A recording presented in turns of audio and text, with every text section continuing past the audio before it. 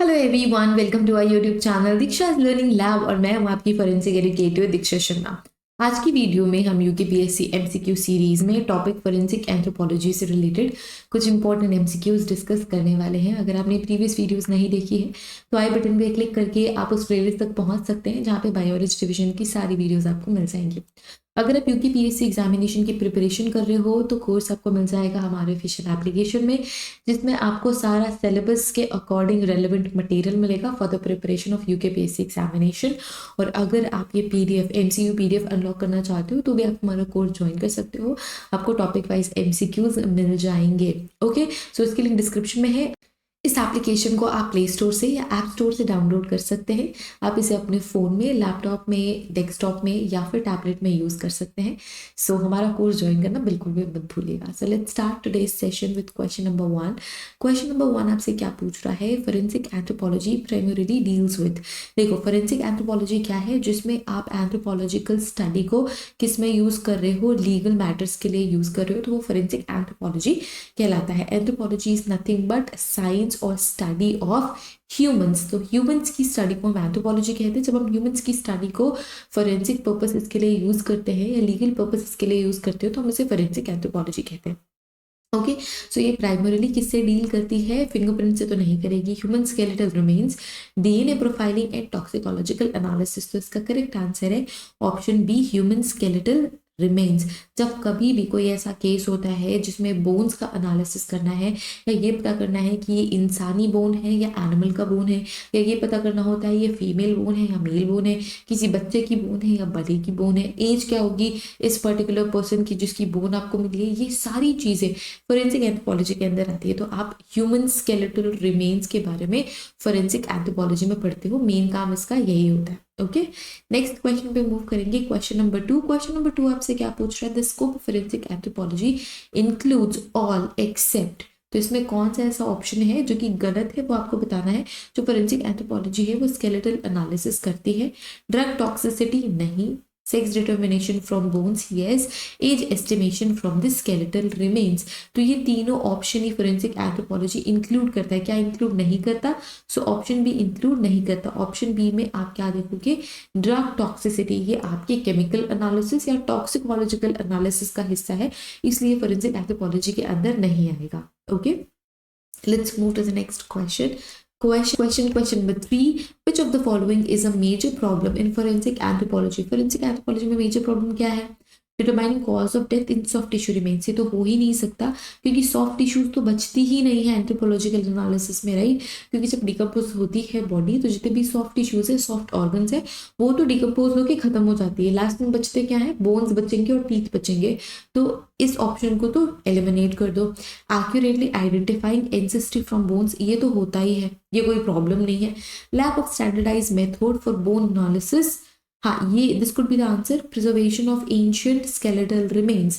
So for this question option C is the correct option. ये एक issue हो सकता है इन फोरेंसिक एंथ्रोपोलॉजी क्योंकि कोई स्टैंडर्डाइज मेथड नहीं है बोन्स के थ्रू आइडेंटिफिकेशन का।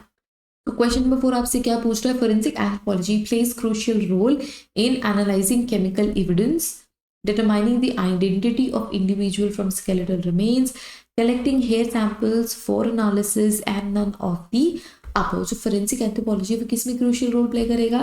वो क्रूशियल रोल प्ले करेगा भाई स्केलेटल रिमेन्स के थ्रू पर्सनल आइडेंटिफिकेशन जो आप करते हो उसमें। That's why option B is the correct option for this question. Okay, next question पे मूव करेंगे जो कि comparative skeletal anatomy of humans and non humans topic से आता है।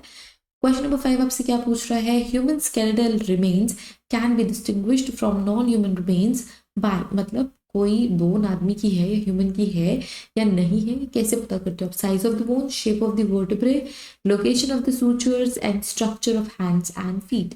So structure of hands and feet के थ्रू ये एक इंपॉर्टेंट की फीचर है जिसके थ्रू आप human and non human bone को डिस्टिंग्विश करते हो। इसी वजह से option D is the correct option for this question. Okay, let's move to the next question. Question number 6. The major difference between human and non-human long bone is, यहाँ पे long bone की बात कर रहे हैं।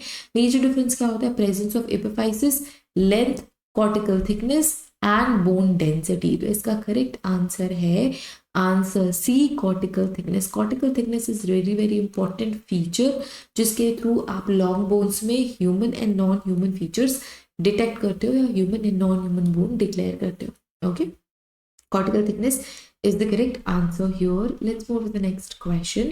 Question number 7. Question number 7 आपसे क्या पूछ रहा है? Which of the following is not a key feature?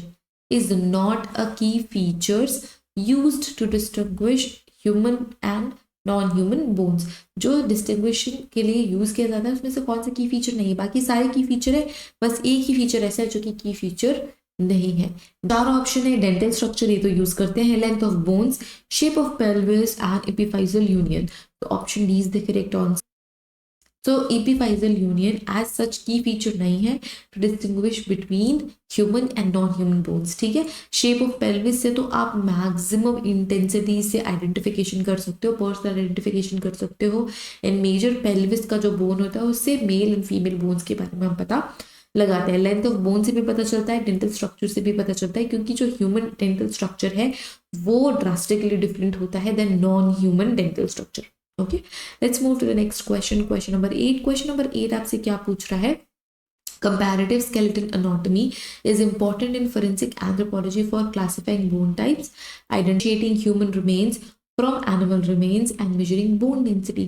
तो इसका सीधा सा करेक्ट आंसर है differentiating between human remains and animal remains. Animals bone, animal की बोन और ह्यूमंस की बोन में डिफरेंशिएशन क्रिएट करने के लिए स्केलेटल एनाटॉमी बहुत ज़्यादा इंपॉर्टेंट होती है और इंपॉर्टेंट रोल प्ले करती है। Let's move to the next question. Question number 9 जो कि आपसे पूछ रहा है, bones are classified into how many categories. So bones को हम कितने कैटेगरीज में डिफरेंशिएट करते हैं या कैटेगराइज करते हैं? तो टोटल 5 कैटेगरी है जिसके थ्रू हम क्या करते हैं, बोन्स को कैटेगराइज करते हैं। ये जो 5 कैटेगरी है आपको क्वेश्चन नंबर 10 में देखने को मिलेगी। कौन कौन से?